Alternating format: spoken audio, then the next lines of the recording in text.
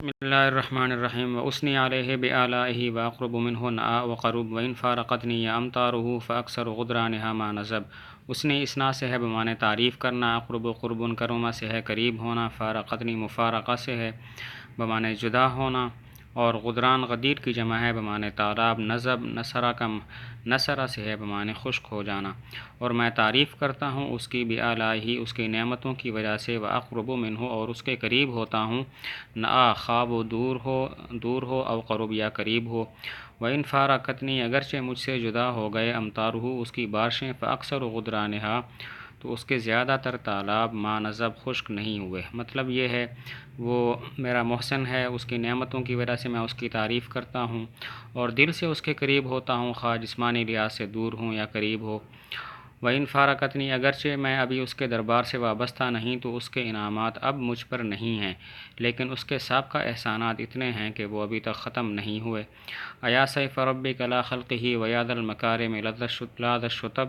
وابعد ذی ہمۃ ہمۃ واعرف ذی رتبۃ بالرتب۔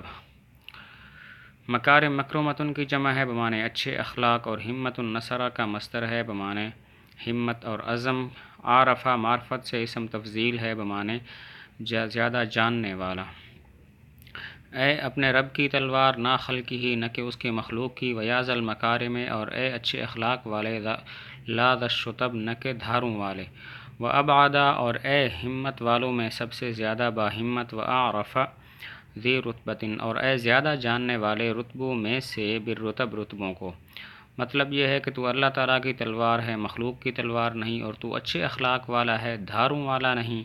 کہ جس کی وجہ سے نفرتیں ہوں۔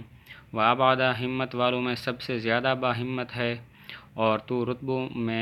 رتبوں کو سب سے زیادہ جاننے والا ہے۔ وَأَطْعَنَ مَنْ مَسَّ خَطِّيَّةً وَأَضْرَبَ مَنْ بِحُسَامٍ ضَرَبَ بِذِا اللَّفْظِ نَادَاكَ أَهْلُ الصُّغُورِ فَلَبَّيْتَ وَالْهَامُ تَحْتَ الْقُزَبِ۔ اطعنا اسم تفضیل ہے، طعن فتح سے بمعنی زیادہ نیزہ مارنے والا، خطیۃً خط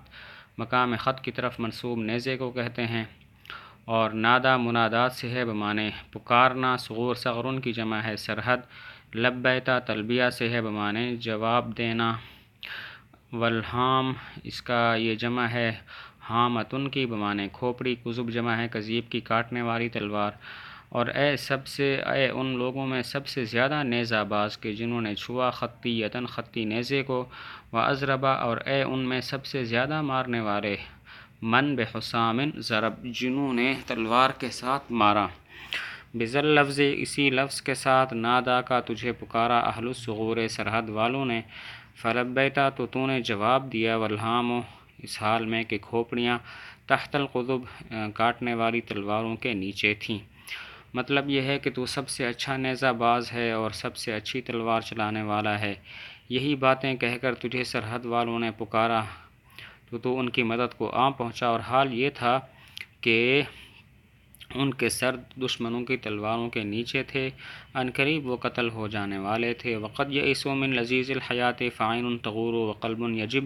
وغر دمستک قول العداة ان علیا ثقیل وصب۔ یئسوا یأسن سمع سے ہے بمعنی مایوس ہونا، تغور غور نصرہ سے دھنسنا، یجب وجب ضربہ سے ہے دھڑکنا، غر غرور نصرہ سے ہے بمعنی دھوکہ دینا، عدات عادن کی جمع ہے دشمن، ثقیل سمع ثقل سمع سے ہے بوجھل ہونا، وصب کا معنی بیمار۔ وقد یئسوا حالانکہ وہ مایوس ہو چکے تھے، لذیذ زندگی سے، فعین تغور پس آنکھ دھس رہی تھی، وقلب یجب اور دل دھڑک رہا تھا، وغر اور دھوکہ دیا دمستک کو، قول العداة دشمنوں کی اس بات نے کہ بے شک علی ثقیل بوجھل ہے، وصب بیمار ہے۔ مطلب یہ ہے کہ تم نے اس حال میں ان کی مدد کی کہ وہ اپنی اچھی زندگی سے مایوس ہو چکے تھے، مارے خوف کے ان کی آنکھیں دھس رہی تھیں اور دل دھڑک رہے تھے۔ وغرہ کسی نے دمستک کو دھوکہ دیا کہ علی سیف الدولہ بیمار ہے، بوجھل ہے، وہ جنگ میں نہیں آئے گا، لیکن تو پھر بھی جنگ میں آ گیا اور لوگوں کی مدد کی۔ وقد علمت خیلہ انہ اذا ہم وہو علیل رکب اتاہم باوسع من ارضہم طوال السبیب قصار العصب۔ خیل کی جمع خیول آتی ہے بمعنی گھوڑے، ہم النصرہ سے ہے بمعنی ارادہ کرنا، علیل کی جمع اعلا آتی ہے بمعنی بیمار۔ اور اوسع اسم تفضیل ہے، سعۃ فتح سے بمانے زیادہ وسیع، السبیب کا معنی پیشانی کے بال، قصار کثیر کی جمع ہے بمانے چھوٹا، العصب دم کی ہڈی کو کہتے ہیں۔ وقد علمت حالانکہ جانتا ہے، حالانکہ جان لیا اس کے گھوڑے نے، انہو کہ بے شک وہ، اذا ہمہ جب ارادہ کرے، وہو علیل حالانکہ وہ بیمار ہو، رکب تو وہ سوار ہو جاتا ہے، اتاہم وہ ان کے پاس لایا، بأوسع من ارضہم ان کے زمین سے زیادہ وسیع گھوڑوں کو، طوال السبیب جو لمبی پیشانی کے لمبے بالوں والے تھے، قصار العصب دم کی چھوٹی ہڈی والے تھے۔ مطلب یہ ہے کہ دمستق تو نہیں جانتا تھا، لیکن سیف الدولہ کا گھوڑا جانتا ہے کہ جب سیف الدولہ کسی کام کے جانے کا یا جنگ پر جانے کا ارادہ کرے تو بیمار بھی ہو، سوار ہو جاتا ہے اور جنگ کے لیے چلا جاتا ہے۔ اتاہم